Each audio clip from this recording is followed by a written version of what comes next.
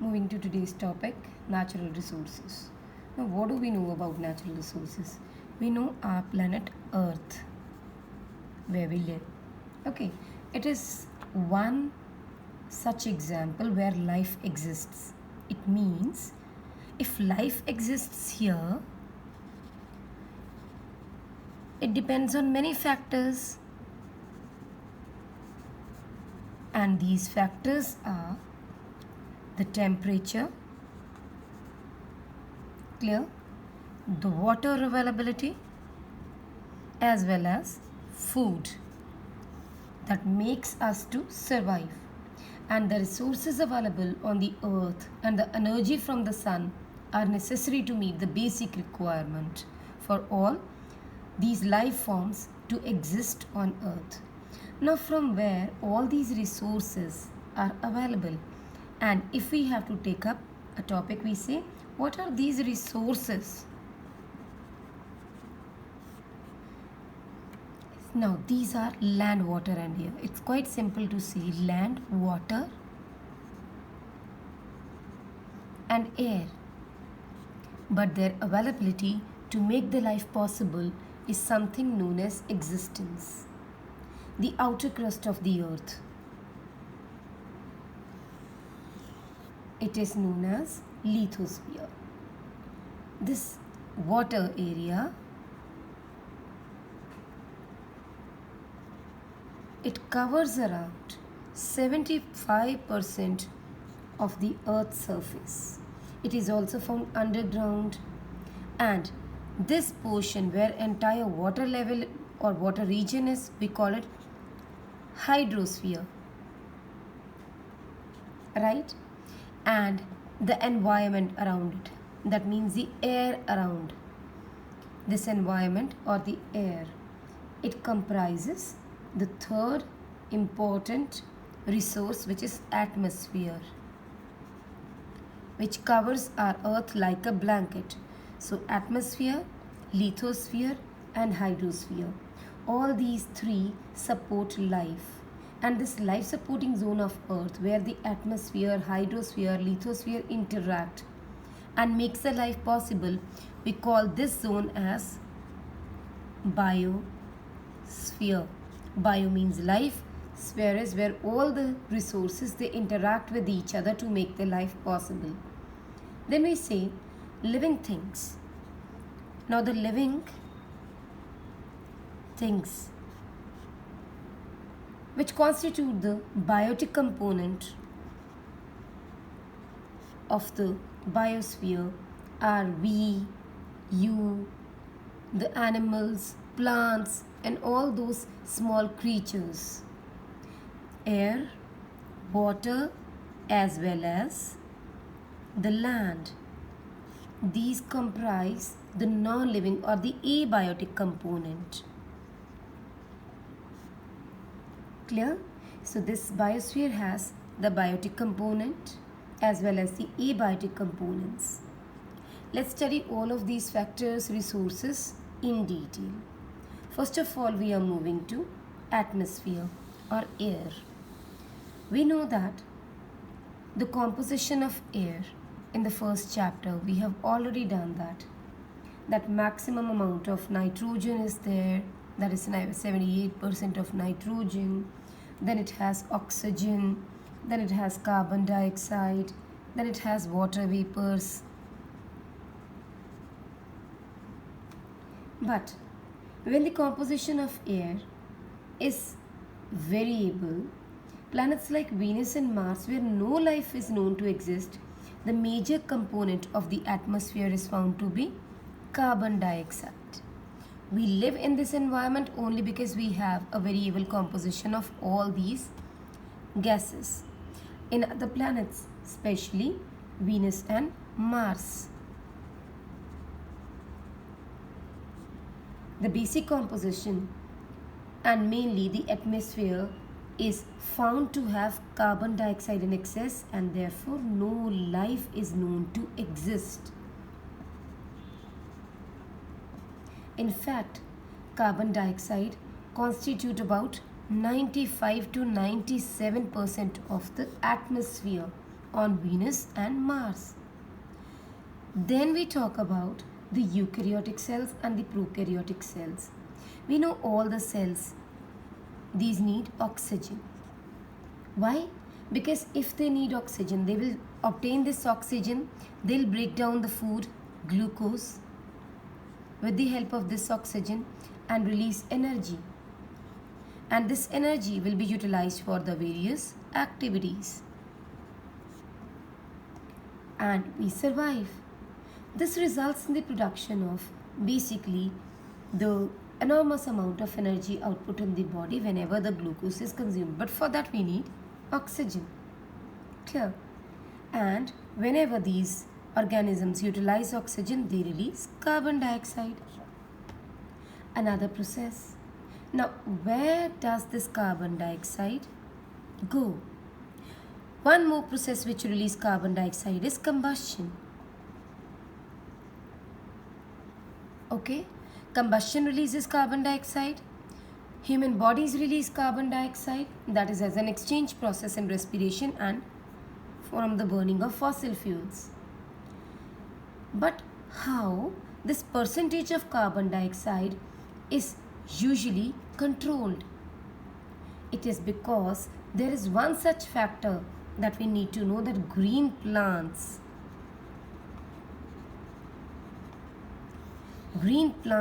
fix entire amount of carbon dioxide into again glucose. Right? They convert carbon dioxide into glucose in the presence of sunlight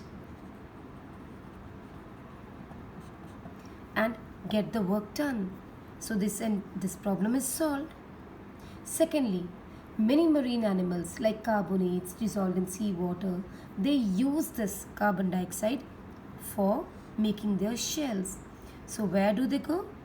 Marine animals consume this carbon dioxide to make carbonates, that means shell of the body, and these carbonates are dissolved in seawater. Right? So merely a fraction of this carbon dioxide is present in the atmosphere. Rest is fixed. This is how the environment keeps a check on all the available sources, that how and why all the gases are always kept in control. Another interesting fact of this atmosphere. We are quite familiar with the blanket of the earth which we call atmosphere.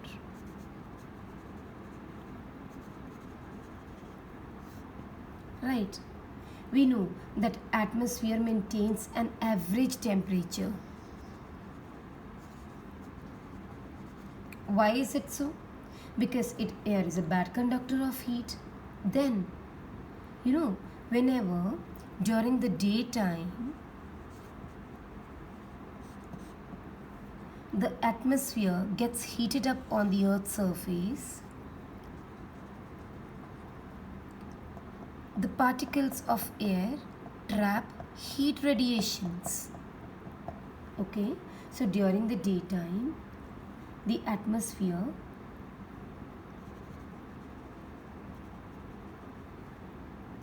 absorbs heat, and the heat absorbed here will fairly maintain the temperature, because it will not easily shoot up the temperature. बहुत ज़्यादा heat up नहीं कर देता, बहुत ज़्यादा आग नहीं लगा देता. Right? It maintains a steady temperature. But क्या होता है? As the particles of air they move here and there, then these heat particles they try to escape. But it acts as a blanket. It will not allow the escape of heat into the outer space. Right? So this atmosphere, it absorbs the heat and sends it back into this area above the earth's surface. And ultimately what happens? When the escape of heat is not there, during the night time, the temperature is maintained. Think of moon, which is about the same distance from the sun as the earth is. Despite that, on the surface of the moon with no atmosphere, no atmosphere, the temperature ranges from minus 190 degrees Celsius to 110 degrees Celsius, because these air particles will not radiate this heat back into the atmosphere and maintain a constant steady average temperature on the earth, right? So that is an important and the biggest role played by atmosphere in climate control. We can write as well, climate control. Next is the movement of air, that is winds. We have heard that the summer breeze is blowing, the winter breeze is blowing. What is that? Movement of air.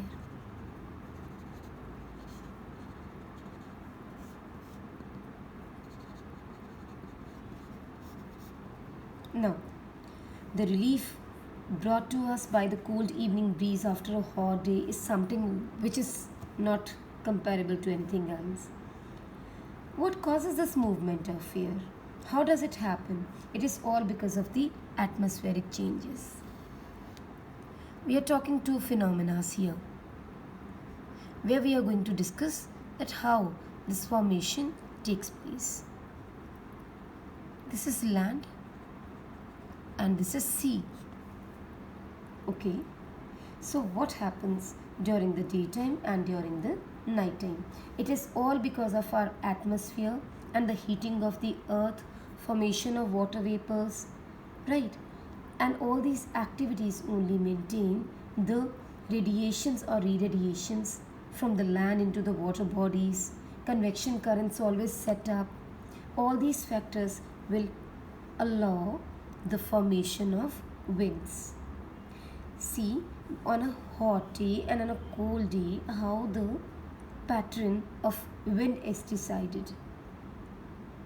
Now, when the air is heated by radiation from the heated land or water, it rises up. During the daytime, when the sun is around, it's already up, right? Land gets heated faster than the water.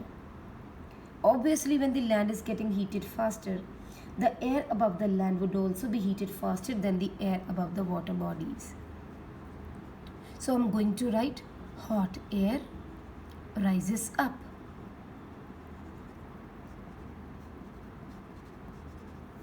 Fine. Here above the water body, the comparable temperature is low. So air above the land which gets heated up faster, it starts rising. Now when it rises up, obviously it creates an area of low pressure. As the entire air rises up, what happens here? An area of low pressure is created, and the air above the sea will move towards the area of low pressure. Diffusion of gases. Therefore, the movement of air from one region to the other creates wind. And during the daytime, the direction of the wind would be from sea to land. Alright, so during the daytime, the direction of wind will be from sea to land. So we say formation of wind is from sea to land during the daytime. Now let's move to the night time. During the night time, अब moon में heating effect तो नहीं होता. What will happen? On the basis of this above discussion, we see that now the land and the sea both will start cooling. But water cools down slower than the land. So this is sea and this is land. And what happens? Water cools slower than the land. So obviously the air above the land would be cold, bit cold compared to the one which is above water. So here it is warm air. It's not hot air now. It's warm air. and this warm air rises up. Clear? This warm air rises up.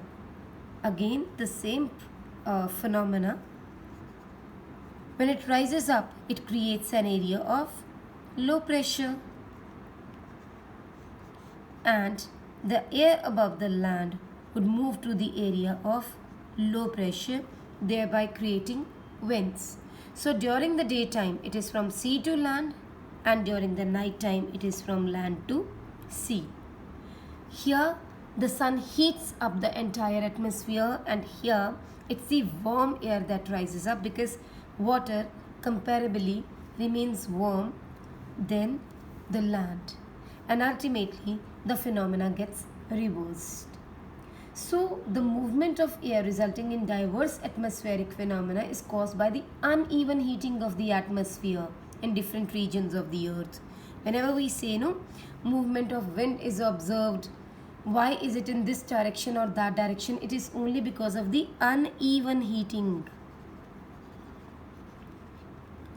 of the atmosphere.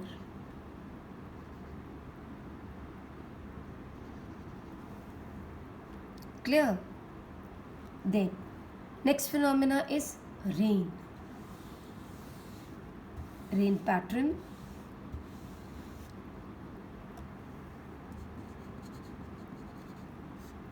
Now, what brings us rain?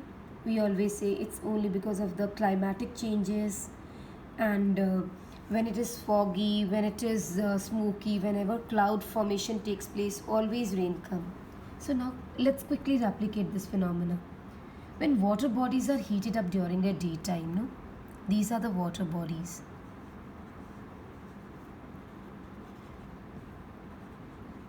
Any river, lake, pond, ocean, any water reservoir or the water body, when it's heated up during the daytime, large amount of water evaporates.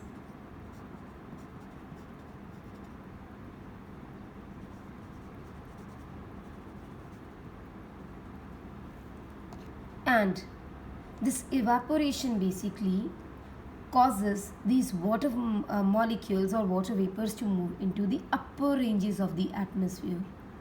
And there are various other biological activities also. Respiration. This entire hot air rises up, carrying the water vapors along with it. It reaches here and it expands and cools air. Air helps the water vapors to expand and cool. Clear? The cooling causes the water vapors in the air to condense in the form of tiny droplets. And the condensation of water is facilitated if some particles like the dust particles or the molecules which are there in the air, they act as nucleus for these drops to condense. Normally dust and other suspended particles, they help in this function. So all the entire air which contains water vapors, it reaches here, and this phenomena is seen, that condensation of water vapors takes place, and this is all because of this condensation phenomena is observed when one of the dust particle or any smoke particle, it acts as a nucleus or a charged particle. It will attract all the water molecules towards it, and so many tiny water droplets are formed, and this entire phenomena is known as condensation. Clear? Once that water droplets are formed, they grow bigger and bigger by the condensation, and drops have grown big and heavy, and they cannot bear the weight, so ultimately they fall down in the form of rain, hail, sleet, depending upon the temperature of the air and the area. Clear? So this is how the formation of rain takes place.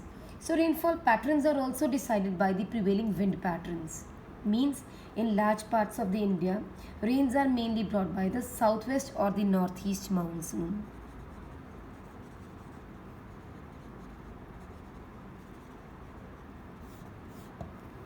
Clear? This is all about rain.